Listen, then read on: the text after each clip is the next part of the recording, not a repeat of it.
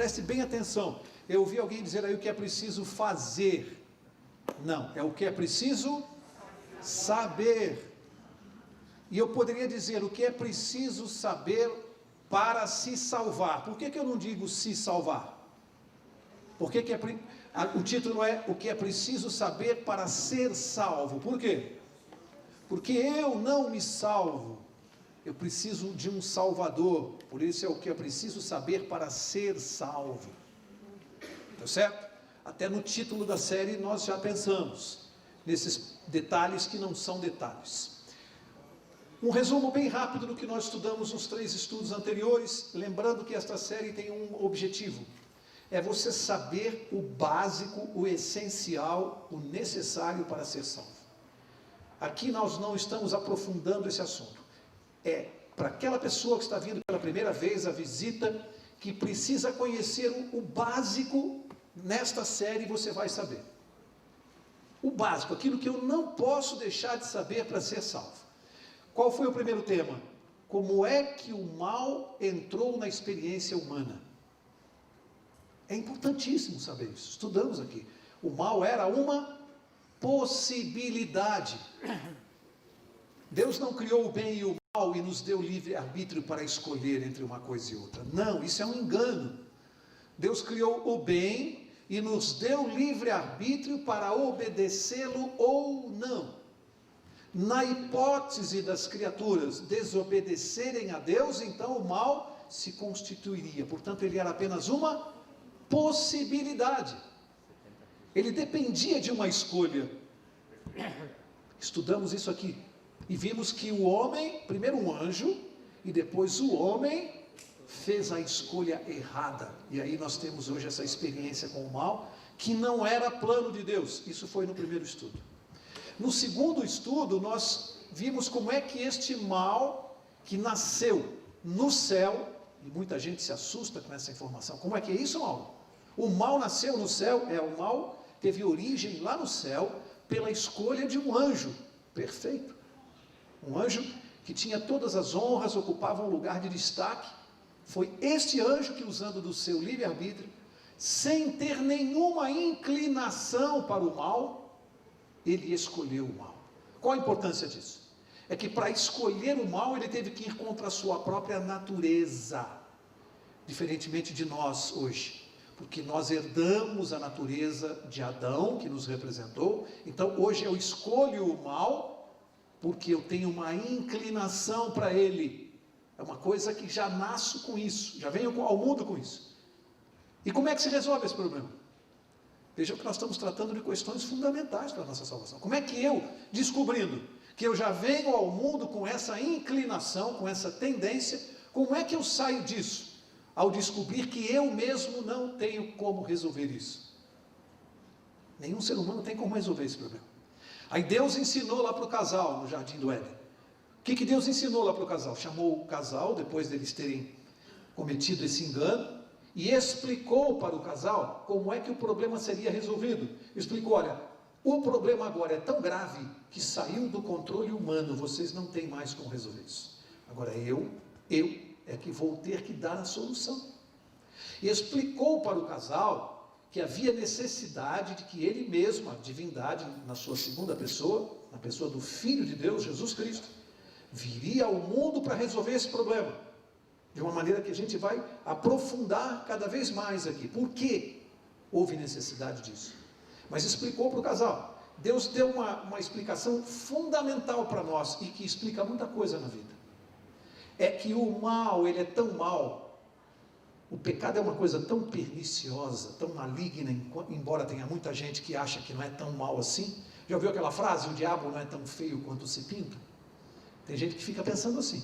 Mas Deus explicou para o casal que o pecado é uma coisa tão grave, que uma das maiores consequências dele, se não a maior, é que ele atinge um inocente. A gente precisa saber disso. Eu preciso saber que uma consequência de uma má escolha na minha vida, a consequência é que não vai prejudicar só a mim, porque a característica do pecado é atingir o inocente. E é por isso que o Filho de Deus sem pecado, inocente, viria pagar pelo nosso erro. Você começa a compreender a morte de Jesus como um inocente pagando no lugar do culpado. Deus queria que nós entendêssemos isso. Aí pegou o casal e disse assim, ó, você pega aquele cordeirinho, símbolo do animal mais manso, mais inocente. O cordeiro é o símbolo da inocência. Você pega aquele cordeirinho que não fez nada, degola, mata aquele cordeiro, mata, você mesmo vai matar Adão, como consequência do erro que você cometeu. Eu imagino Adão dizendo para Deus, mas Senhor, o que aquele pobre bichinho fez? E Deus disse, você acha isso uma brutalidade, uma crueldade? Você precisa compreender que os seus erros geram esta crueldade, porque na verdade este animalzinho que você vai matar, nada mais é do que um símbolo do verdadeiro cordeiro que vai ter que morrer pela besteira que você fez. O que você fez de errado implica na morte do meu Filho Jesus Cristo. O ser humano só conseguiria entender o quanto isso é terrível quando ele tem que pegar a faca e cortar o pescoço do cordeiro e matá-lo, quando o bicho não fez nada. Então eu começo a entender que o que eu faço de errado vai recair sobre uma vítima inocente que é o Filho de Deus. Deus explicou isso ao casal. O casal entendeu claramente a razão da morte. E Deus explicou mais. Vocês vão ter que fazer isso todas as vezes que pecarem, terão que ofertar um cordeiro inocente, vão ter que sacrificá-lo, mostrando a fé que vocês têm no verdadeiro cordeiro, o Salvador do mundo, que virá ao mundo para cumprir esta tarefa de morrer aqui. Como fé neste Jesus Cristo, vocês vão ter que praticar isso todos os dias. Estudamos isso aqui. Aí vimos que os pais contaram para os filhos.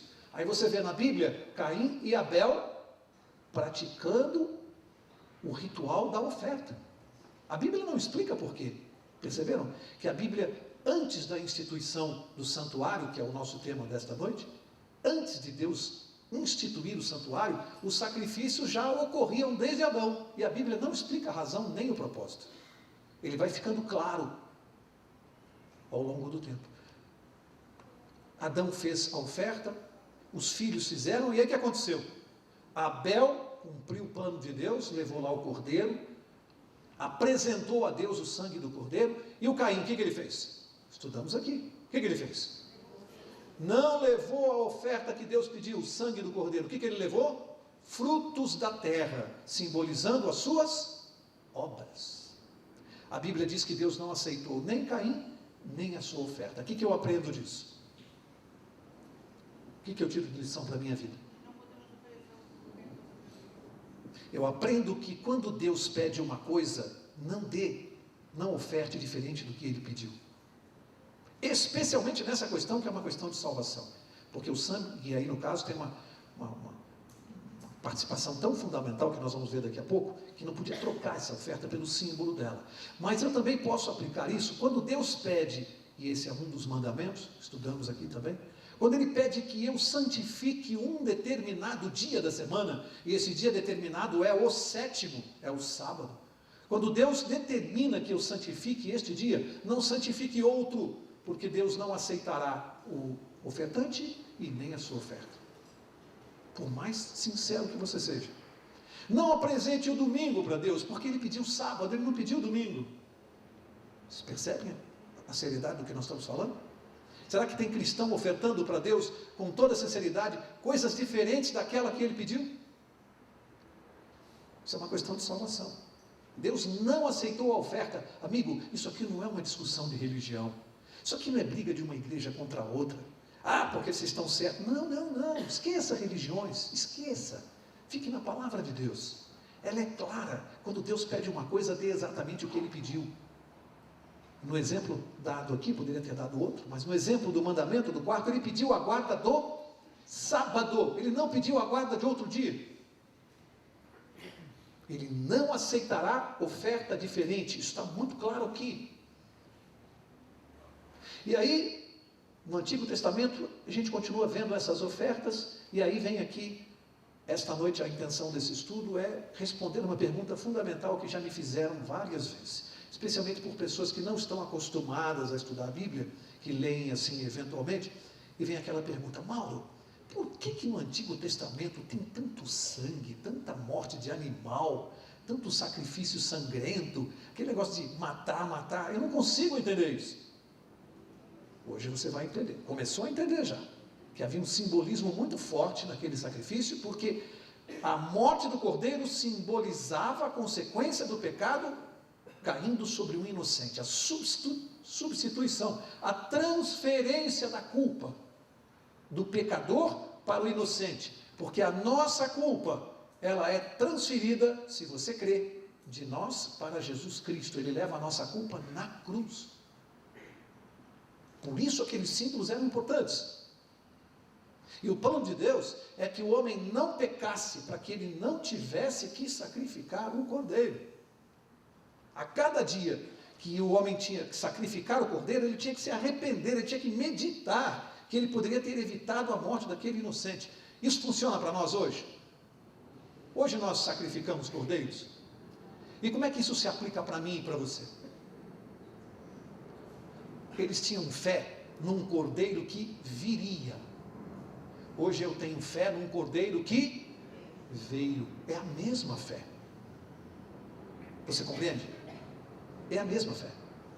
Como o cordeiro não tinha vindo, o simbolismo é que os homens, através do sacrifício do cordeiro, demonstrassem sua fé em Jesus. Hoje ele já veio. Não há mais necessidade de sacrificar o cordeiro, porque o verdadeiro cordeiro já veio e já morreu. Portanto, hoje basta. Ele fez isso definitivamente, uma vez só.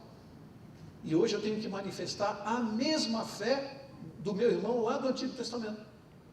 É a fé. Eu creio na mesma morte substitutiva. Feitas essas considerações não tão preliminares assim, porque nós já invadimos o estudo dessa noite, abra lá no livro de Hebreus,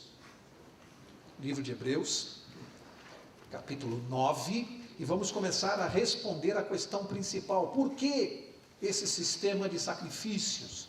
Qual era o objetivo? Por que Deus instituiu isso? Aliás, a propósito, quem instituiu foi Deus. Isso não é uma instituição humana. Não eram os homens do Antigo Testamento que resolveram começar com isso. Não, você vai ver essa noite que a ordem veio de Deus. Ele determinou esse sistema até a vinda do Cristo.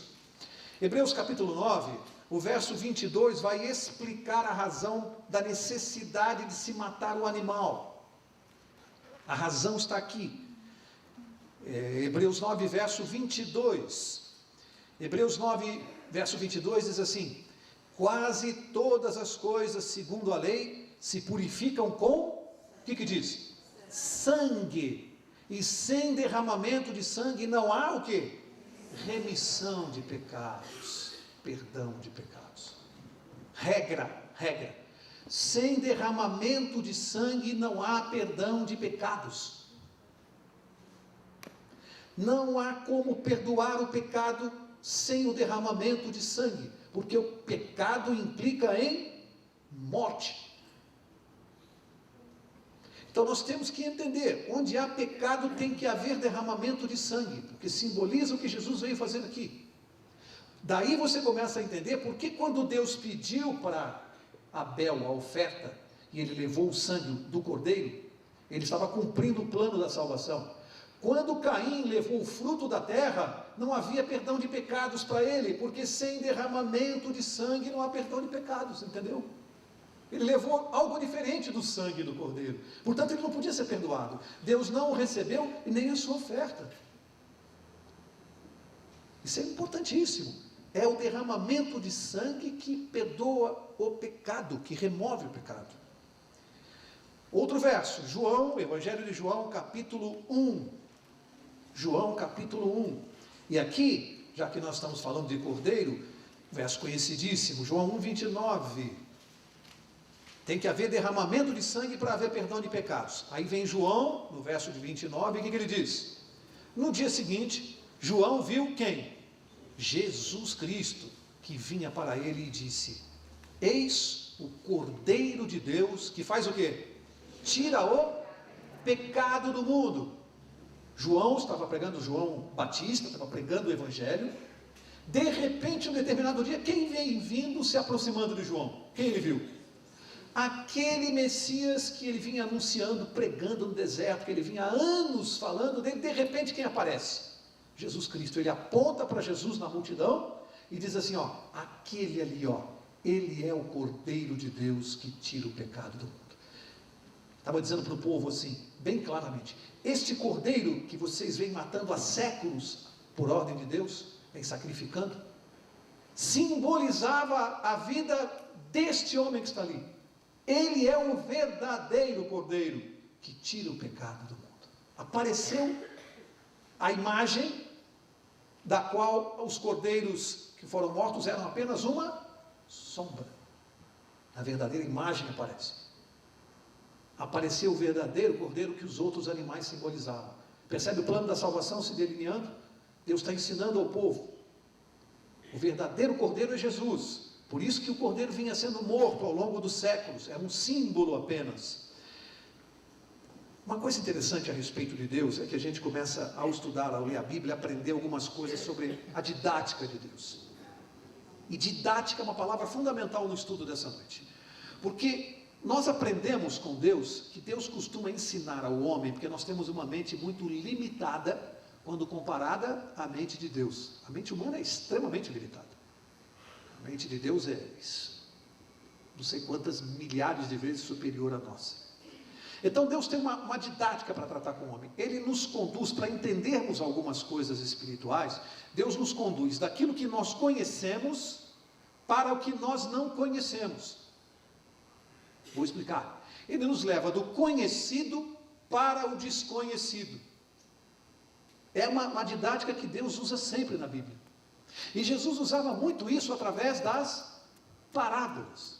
Ele queria aplicar lições espirituais, então ele partia do símbolo das parábolas para ensinar princípios.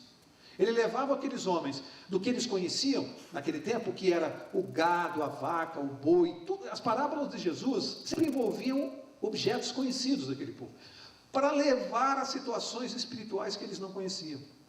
Então aqui Deus faz o seguinte: primeira lição que ele deu ao povo, ao seu povo, o povo de Israel, foi lá no deserto, quando na caminhada Deus mandou o maná, o pão que caía do céu. Primeira lição para o povo de Israel. Que lição é essa? De fé e obediência. Deus não deixava faltar o alimento. O pão caía do céu. Você quer milagre maior do que esse? Você está no deserto e o pão caía para alimentar a nação durante anos.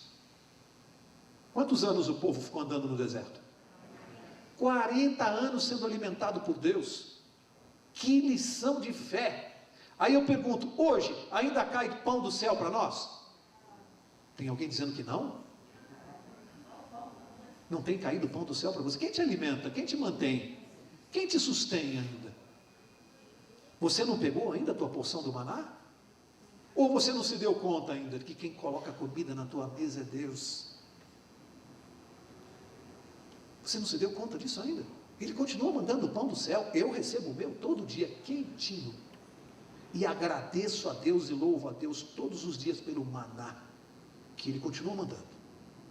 Primeira lição para o povo de Israel, lição de milagre, de fé. E ali não tinha como discutir, porque se o pão não caísse do céu, eles iam se alimentar como? Aí vem Jesus Cristo e começa a pregar e fala assim: vocês deveriam ser como as aves do céu.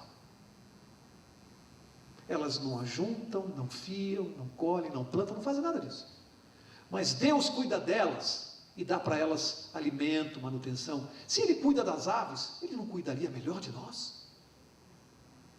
Não andeis ansiosos, preocupados com o dia de amanhã, com o que é a vez de comer, de vestir. Cuidai antes das coisas, da justiça, e as demais serão. Será que eu tenho vivido a minha vida assim? Confiando nisso? Que é Deus que me mantém. Primeira lição para Israel, maná no deserto. Segunda lição, lei lá no Sinai, estudamos na quarta passada. Através da lei, Deus deu uma série de lições que eu não vou repetir aqui, ao seu povo, mostrando que a sua justiça não está abaixo da sua graça. Justiça e graça. Justiça de Deus é importante, tem gente se esquecendo disso, achando que o Evangelho é só graça. O Evangelho é graça e justiça. Jesus teve que vir a este mundo cumprir a penalidade do pecado, porque a justiça de Deus tem que ser feita e a lei está em vigor. A lei, os requisitos da lei têm que ser cumpridos, e Jesus foi lá e pagou. Se pudesse mudar a lei, não precisava morrer, ele mudava a lei, acabou. Ele morreu para mostrar que a lei está em vigor e satisfez a exigência da lei. Terceira lição hoje para o povo de Israel. Que lição é essa? Êxodo capítulo 25, abre lá. Êxodo capítulo 25, lá no início, segundo livro da Bíblia. Agora Deus vai dar uma ordem clara, expressa ao seu povo. É uma sequência de lições, você está acompanhando? Começou com maná, depois veio a lei, numa sequência. Agora chegamos no capítulo 25, verso 8. Êxodo 25, verso 8. Olha a terceira lição para Israel, que tem a ver com a nossa salvação. Deus diz assim, é uma ordem: e me farão um santuário, para que eu habite no meio deles, no meio do seu povo. Deus deu uma ordem, vocês vão construir, deu uma ordem a Moisés, você vai construir um santuário. O que é um santuário? Um templo. Deu a ele as medidas, basta você ler o resto do capítulo lá, não dá para a gente ler aqui, ler, você vai ver, deu todas as medidas, todos os objetos, o mobiliário, segundo um modelo que estava onde? No céu. Existe um santuário no céu, e Deus mandou fazer uma réplica aqui na terra, e falou para Moisés, anota aí Moisés, porque as lições que ele ia dar através do santuário, eram tão importantes, o símbolo de cada figura, de cada mobília, de cada ritual, era tão importante que Deus não deixou à sorte da imaginação humana construir o santuário. Não, tem nada que fazer do jeito de vocês, vão fazer exatamente como eu estou mandando, porque eram símbolos fundamentais.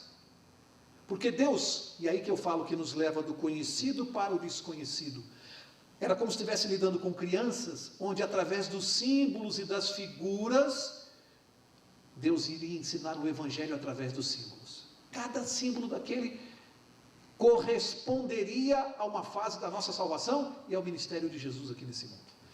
Então é como se estivesse dizendo ao povo, vocês têm curiosidade o que meu filho vem fazer aqui?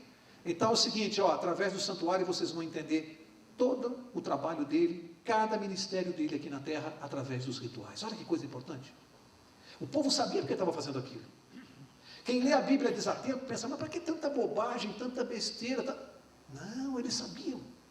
Eles eram ensinados que aquilo era sagrado, aquilo era santo, o que se praticava ali dentro era santo. Por quê? Me farão um santuário, qual o objetivo? Para que eu habite com o meu povo. Qual é a primeira característica do santuário? Ponto de encontro entre Deus e a humanidade. Você sabia que Deus marcou um encontro com você?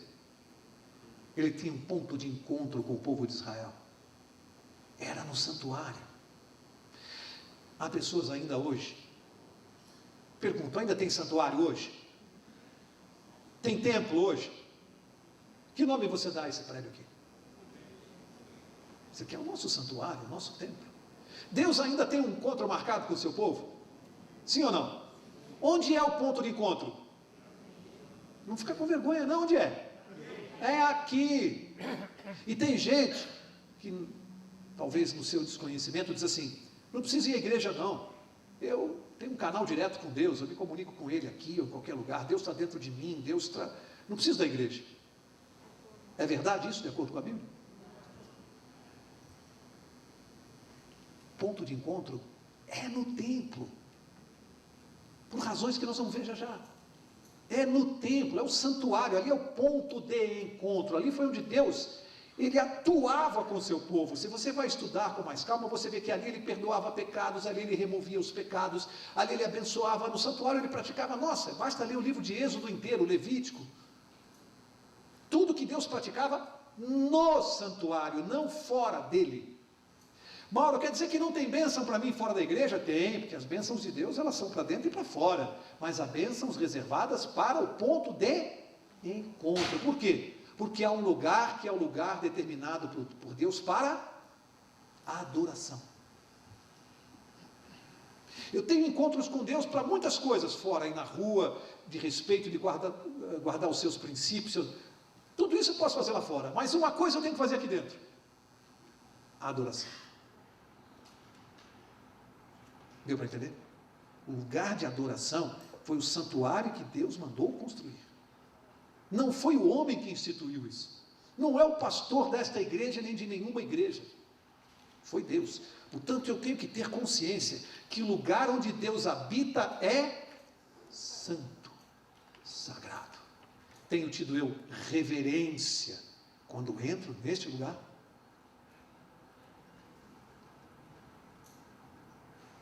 Tenho eu tratado este lugar como o lugar onde Deus habita? Sagrado, santo. A presença de Deus santifica este lugar e faz com que ele seja diferente de todos os outros. É o santuário que ele mandou construir. Abra agora Gênesis capítulo 8. Quero mostrar um verso muito importante a respeito desses sacrifícios que nós estamos estudando aqui dos animais. Gênesis capítulo 8, não posso deixar disso aqui para avançar. Gênesis capítulo 8, leia comigo o verso 21. Gênesis 8, 21. Diz assim: o Senhor sentiu o suave cheiro e disse em seu coração: não tornarei mais a amaldiçoar a terra por causa do homem, porque a imaginação do coração do homem é má desde a sua meninice, e jamais tornarei a ferir a todos os seres viventes como fiz. Por que Deus disse isso, hein? Você sabe? O verso anterior explica, verso 20. Noé edificou um altar ao Senhor, e tomando de todos os animais limpos, e de todas as aves limpas, ofereceu holocaustos sobre o altar. O que Noé ofereceu logo depois que ele saiu da arca? Qual foi a primeira coisa que ele fez? Saiu da arca e foi colocar Deus no seu devido lugar. Que lugar é esse? O primeiro. A primeira coisa que ele foi fazer a oferta para Deus, de jeito que Deus pedia, oferecer o animal. Por que a Bíblia diz limpo, imaculado? Jesus tinha pecado? Portanto, o cordeiro nem mancha podia ter, porque ele simboliza Jesus. Aí Noé foi lá e ofereceu o cordeiro só por ele. Só por ele? Pela humanidade, aqueles que restaram de um dilúvio. Aí Deus falou assim: olha, por causa da tua oferta, eu nunca mais vou amaldiçoar a terra. O que isso quer dizer para nós? Deus perdoou os pecados em função do quê? O que ele tinha ofertado? Sangue do cordeiro. E Deus perdoou a humanidade porque a oferta foi o sangue do cordeiro. Você compreende? O sangue do cordeiro deu perdão para a humanidade. Noé foi um intercessor, foi um tipo de sacerdote, um tipo de mediador. E ofereceu a única coisa que dá a remissão de pecados. Se alguém pensa que isso veio só com o santuário, está enganado. Isso aqui foi antes do santuário. O sacrifício é desde o Éden. O plano da redenção vem desde o Éden. Não era uma coisa nova. Abra em Isaías capítulo 59, que nós vamos começar a ver algumas das razões fundamentais para o santuário. Isaías 59, olha aqui. Disse que era o ponto de encontro, né? Eu disse que o santuário era o ponto de encontro, e vou provar. Isaías 59, verso 2, verso muito conhecido, diz assim: mas as vossas iniquidades, o que é iniquidade? Pecado. Pecado, é como se dissesse, os vossos pecados fazem o quê? Divisão, em algumas traduções fazem separação entre vós e o vosso Deus. Os vossos pecados encobrem o seu rosto de vós, para que não vos ouça. Qual é o resultado do pecado principal? Um dos principais resultados do pecado, consequência, qual é? Ele gera separação entre o pecador e Deus, porque Deus é santo, e Deus não pode conviver com o pecado da mesma maneira que o pecador não pode ver a Deus, porque no estado de pecador, se a gente pudesse ver a Deus, nós seríamos fulminados pela glória e pela santidade de Deus. Deus é como uma espécie de um Ajax, que você espirra no inseto, ou na bactéria. Então, no estado de pecadores, olhar para Deus eu seria morto, fulminado, não por a ira de Deus, mas pela santidade de Deus. Destrói o pecador. Por isso, por amor a nós, Deus escondeu o seu rosto de nós, e nós não podemos vê-lo. Adão podia, nós não podemos. Porque é o pecado que faz esta separação. Olha a gravidade do pecado. Ele é tão maligno que ele gerou separação entre Deus e as suas criaturas. Aí Deus marca um ponto de encontro no santuário. Mas como é que uma criatura santa como Deus vai se aproximar do homem sem fulminá-lo? Como seria isso? Agora vocês vão entender os rituais. Deus criou as maneiras dele conviver com o povo sem que o povo fosse fulminado pelos seus pecados. Olha que coisa interessante. Então Deus vai dar os rituais que possibilitariam essa convivência sem a humanidade ser fulminada, ser morta. Daí a razão de ser dos rituais. As formas pelas quais os pecados seriam, em primeiro, reconhecidos, confessados, perdoados e removidos do povo. Nessa ordem. E aí, rapidamente, como é que funcionava esse ponto de encontro e esse ritual? Qual era o ponto comum em todos os episódios de Abel, Caim, Adão, Noé? O que tinha em comum nas ofertas deles? Qual era o ponto comum da oferta? O que eles ofertavam? Um cordeiro, esse era o ponto comum. Qual era outro ponto comum fundamental? Eu li no primeiro verso. Sem isso não há perdão de pecados. Além do cordeiro, o que era? Esses dois elementos são fundamentais. Tem que ter o cordeiro inocente e o sangue do cordeiro. Ok? Então como é que funcionava? Bem rapidamente. Não vamos entrar aqui em detalhes. É para você sair daqui pelo menos numa compreensão rápida. O santuário era composto de 3 partes. Um pátio, um lugar interior chamado de lugar santo, e após uma cortina, atrás de uma cortina, tinha um lugar chamado de Santíssimo. Essas 3 divisões eram fundamentais para entender o plano da salvação em 3 partes e o ministério de Jesus nesse mundo. Como é que funcionava? O israelita, convicto de que ele tinha cometido um pecado, ele tomava consciência daquilo que ele errou, ele tinha que pegar um cordeiro sem mancha, e ele ia para o pátio onde estava o sacerdote. No pátio ele pegava aquele cordeiro inocente, ele tinha que confessar os seus pecados sobre a cabeça do cordeiro e degolar, matar o cordeiro. Quem matava o cordeiro, quem era? O pecador e não o sacerdote, porque a responsabilidade pela morte do cordeiro era do pecador. Então ele mesmo matava o cordeiro. Então ele entregava o cordeiro para o sacerdote, que tomava o sangue do cordeiro. Havia outras tarefas, mas eu vou ficar no básico, tá? Não vamos entrar em detalhes aqui. O sacerdote recebia então o sangue do cordeiro, que foi transferido do pecador para quem? Para ele, intermediário, o sacerdote. O sangue está com ele. Ele entrava com esse sangue dentro do santuário, no lugar santo. E lá, o que ele fazia? Espirrava o sangue em várias peças, que tem um sentido que a gente não vai explicar aqui agora, porque não importa hoje. Tudo tem a ver com o ministério de Jesus. Então, o que acontecia? O pecado estava com o pecador. Do pecador foi para quem o pecado? Quando ele confessou, foi para quem? Para o cordeiro. Do cordeiro, o sangue foi para quem? Estava com o sacerdote.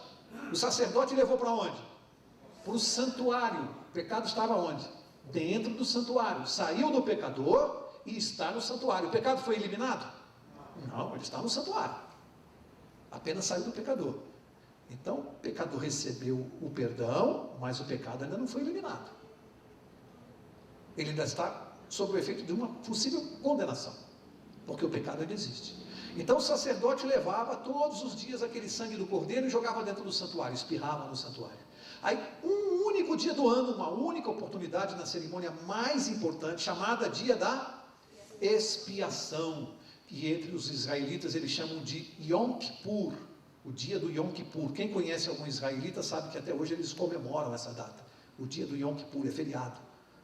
Neste dia da expiação do Yom Kippur, aí o sumo sacerdote, e somente ele, o principal, a autoridade máxima religiosa, o sumo sacerdote, o que ele fazia nesse dia? Ele pegava uma oferta pelos pecados da congregação toda, ele matava um cordeiro pelos pecados de toda a congregação. Aí ele passava somente nesse dia pela cortina, pelo véu, e entrava no lugar santíssimo, só esse dia, com o sangue da oferta. O que havia no lugar santíssimo que é fundamental para eu entender? A arca, dentro da arca o que havia? As 2 tábuas da lei dentro da arca. e coberta por um material, um tipo de madeira chamado propiciatório. Ele trazia aquele sangue para fora, cumpriu a exigência da lei, trazia para fora do santuário, aí pegava um bode, é uma coisa que a gente vai estudar mais para diante, tem uma razão de ser, haviam 2 bodes, tirava a sorte, e esse bode, um era chamado expiatório e o outro emissário. Esse outro bode, ele confessava sobre a cabeça do bode todos os pecados da congregação, e o bode era mandado para o deserto onde ele ia morrer. Bom, o que isso tem a ver com o Evangelho e com Jesus Cristo? Vamos examinar as fases? O que acontece no pátio? Com a morte do Cordeiro, simboliza o quê? A morte de Jesus Cristo na cruz, porque ali o Cordeiro era morto. Ali simboliza o Calvário. Jesus, a morte de Jesus está simbolizada no ritual que se fazia no pátio. Ali era a morte na cruz. Depois que Jesus morreu na cruz pelos nossos pecados, para onde ele foi? Para onde ele foi, gente? Ressuscitou e voltou para o... Entrou no lugar santo do santuário. Olha o cumprimento do plano. Ele entra com os pecados do mundo no lugar santo, lá no céu. E cumpriu totalmente o plano? Não. Nós vamos estudar mais adiante, já estudamos aqui na classe bíblica, que a partir de um determinado momento, que já aconteceu profeticamente, Jesus entrou no lugar santíssimo para fazer uma intercessão direta diante da lei de Deus, cumprindo a fase do plano de Deus. Ali, neste momento, que os nossos pecados então são perdoados diante da lei de Deus, ele oferece o seu sangue para a lei de Deus e cumpre a satisfação de Deus. Aí, o que vai acontecer? Esse sangue é retirado, está com o sacerdote. Quem o sacerdote simboliza? Quem é o sacerdote que simboliza? Jesus Cristo. Mas Mauro, você não falou que ele simboliza o Cordeiro? Ele é o Cordeiro e ele é o sacerdote. Guarda aí que você já vai entender. Ele simboliza o Cordeiro e continua o plano. Ele passa a agir, o sacerdote está simbolizando o ministério de Cristo. Depois que ele sai de dentro do santuário com esse sangue e ele coloca no bode, quem o bode representa? Quem é o verdadeiro instigador do pecado? Satanás. Então, neste momento em que os pecados vão para Satanás, e ele é mandado para o deserto, o que esse deserto simboliza no estudo bíblico que nós já fizemos aqui? Os 1000 anos. Por isso são 3 fases, né? No julgamento. A fase investigativa, já começou, a fase de revisão, que é a fase do milênio, e depois a fase de execução, onde o verdadeiro culpado, ou os culpados pelo pecado, aqueles que não aceitaram o plano, serão destruídos, simbolizados pelo bode, que é destruído. Então aí o pecado é tirado da experiência humana. O pecado deixa de existir, o homem não tem mais contato com o pecado. Até ali o pecado ainda existia, ele estava sendo só transferido. Quando chega no bode e vai para o deserto, o pecado é removido. Então no pátio nós somos libertos da culpa do pecado, no pátio, da culpa. No lugar santo nós somos livres do poder do pecado, que é o processo de santificação. No pátio, justificação, livramento da culpa. No lugar santo, santificação, libertação do poder do pecado. E no lugar santíssimo, glorificação, libertação da presença do pecado. O pecado não estará mais na experiência humana. Vocês percebem as 3 fases da salvação? Justificação, santificação, glorificação. Tudo o que era feito ali, em tipo de desenhinho, de figura, ensinava para o povo de Israel tudo que Jesus ia fazer, através daqueles símbolos. Era algo sagrado, tinha que ser feito daquela maneira que Deus determinou, porque eles estavam cumprindo o Evangelho, prefigurando o que Jesus faria. Mas Mauro, espera um pouquinho. Quem eu sou nisso tudo? Eu sou o pecador que ficou no pátio. O Cordeiro é Jesus, o sacerdote no lugar santo é Jesus, o sumo sacerdote no lugar santíssimo é Jesus. Bom, se o Cordeiro morre no pátio, o sacerdote intercede no lugar santo e o sumo sacerdote faz a expiação no lugar santíssimo, na minha salvação, o que eu faço? O que eu faço? Nada. Jesus faz tudo. Ele faz no pátio, no lugar santo e no santíssimo. O que sobrou para mim? Qual é a participação do homem na salvação? Nenhuma. Percebe por que Deus não aceitou a oferta de Caim? Você vem com obras para mim? O que as suas obras representam na salvação? Traz o Cordeiro, não vem trazer obras. O que as tuas obras representam? Se todo o trabalho do Evangelho não tem participação humana na salvação, qual é a minha parte? Eu tenho uma parte. Crer no Cordeiro. Essa é a minha parte. A salvação é pela fé. Eu tenho que crer no Cordeiro. Se o pecador não levar o Cordeiro, crendo que tudo isso representa o Evangelho e que o Cordeiro simboliza Jesus, não adianta nada. A nossa parte é a fé. Agora, todo o processo de salvação praticado no santuário mostra que somente Jesus trabalha na nossa salvação. Ele faz as três coisas, as três partes. Ele fez tudo. A minha parte é crer no que ele fez e aceitar o que ele fez. Eu não posso fazer mais nada. Ou melhor, eu posso fazer alguma coisa. Eu posso fazer valer a pena o que ele já fez por mim. Isso eu posso fazer. Através da minha decisão, eu posso fazer valer a pena para mim. Porque ele disponibilizou a salvação para a humanidade. Mas cada um, individualmente, tem que tomar a sua decisão e tomar posse dessa salvação. Senão, Jesus morreu pelos outros, salvou os outros e não me salvou, porque eu não aceitei. A decisão é individual. Então, o que eu tenho que fazer é valer a pena o que ele já fez. Eu não preciso fazer mais nada para me salvar, gente. Tem gente vivendo hoje atormentada. O que eu preciso fazer para me salvar? Você não precisa fazer nada. Tudo que tinha que ser feito já foi feito por Jesus. Você não precisa fazer nada, você só tem que aceitar. Bom, Mauro, mas aí é fácil então. Então eu vou aceitar, tá bom, eu aceito, tudo bem, continuo vivendo a minha vida do jeito que eu sou. Bom, aí é outra conversa. Aí a gente vai estudar mais adiante. O que acontece com aquele que aceitou e entregou a sua vida a Jesus? Aí é uma outra coisa. Esse é outro papo. Esse papo não entra para se salvar. Aí a gente vai estudar o que acontece para se manter salvo. O que acontece com aquele que foi salvo por Jesus. Aí é outra conversa. Hoje aqui não. Hoje aqui nós estamos estudando o que é preciso, o que acontece na nossa salvação. Na justificação, eu não posso fazer nada para ser justificado e salvo. Então, tem três objetivos fundamentais no sistema do santuário. Três fundamentais, bem claros através desses rituais. Primeiro, impressionar o pecador. Por quê, hein? Nós não falamos aqui que a morte de animais é cruel, é sangrenta, é estranha. Você mesmo, imagina se nós vivêssemos nesse tempo do Velho Testamento. Imagine você vivendo no Velho Testamento. Imagine você pegando a faca e matando o cordeiro. Você teria coragem? Mas se você não fizesse isso, não tinha salvação. O sacerdote não podia fazer isso por você. Aí o que a pessoa tinha que pensar? Eu não tenho coragem, então não peca.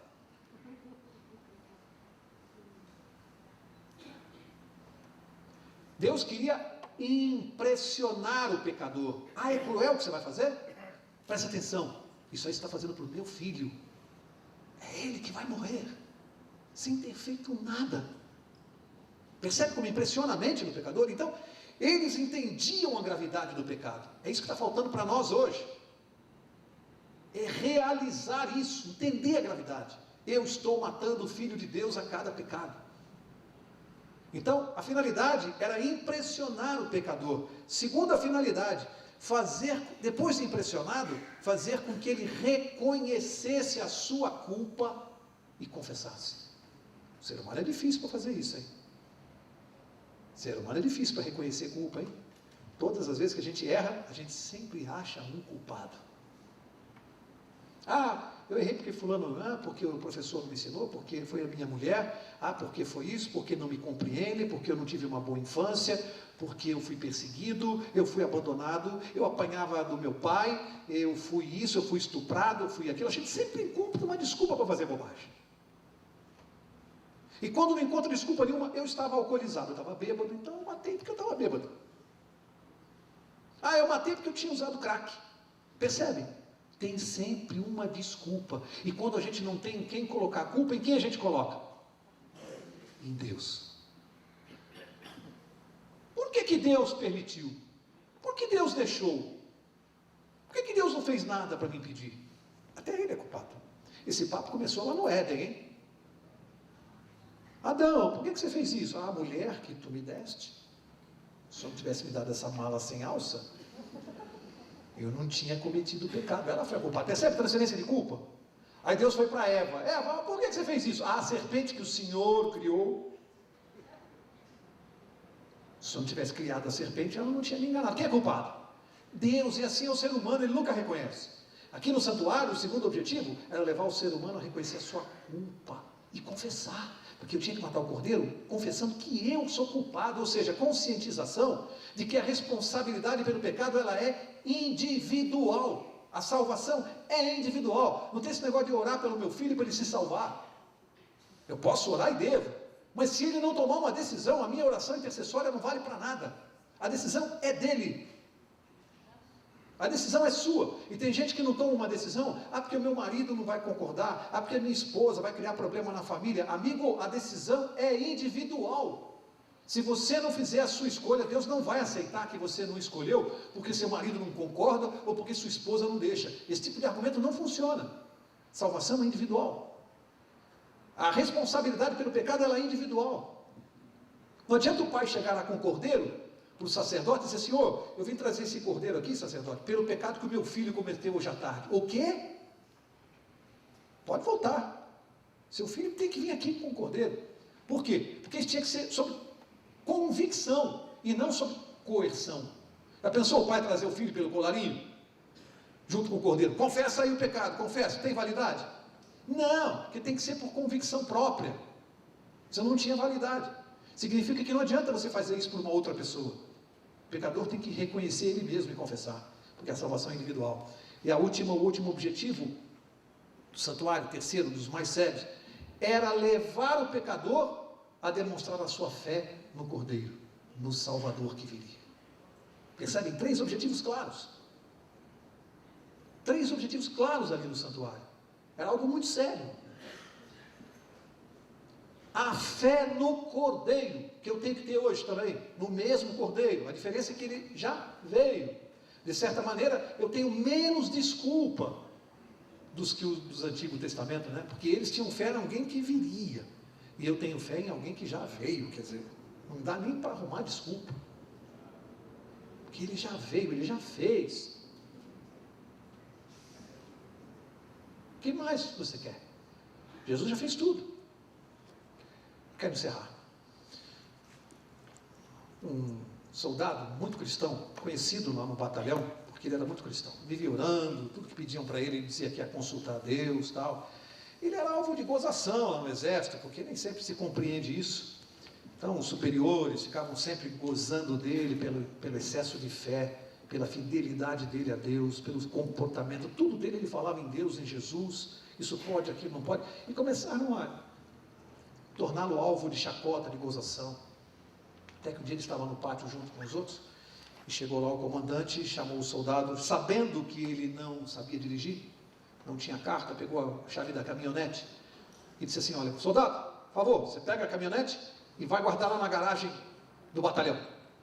Aí o soldado falou, senhor, eu não dirijo, que é assim que o soldado fala. Soldado, estou dando uma ordem, vai guardar a caminhonete na garagem.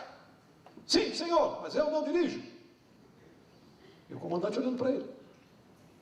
Não sei dirigir, senhor. Aí o comandante, peça ao seu Deus então. Vai guardar a caminhonete na garagem. Implore ao seu Deus.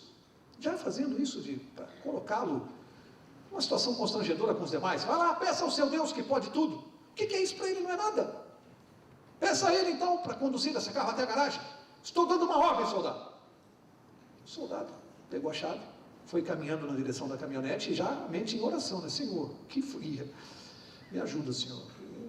Estão me colocando nisso é para testar o seu poder, Senhor. Não me deixa passar vergonha. Não... É o Senhor, o desafio é contra o Senhor, não é comigo o problema. O Senhor sabe disso, é o Senhor que está sendo atacado. E indo na direção da caminhonete, orando e diminuindo o passo para dar tempo de orar mais. E tremendo, ele falou, Senhor, faça com que eu dirija esse carro, Senhor. Que eu não bata, que eu consiga fazer isso. Entrou no carro, ligou, foi lá direitinho, foi andando, botou o carro na garagem.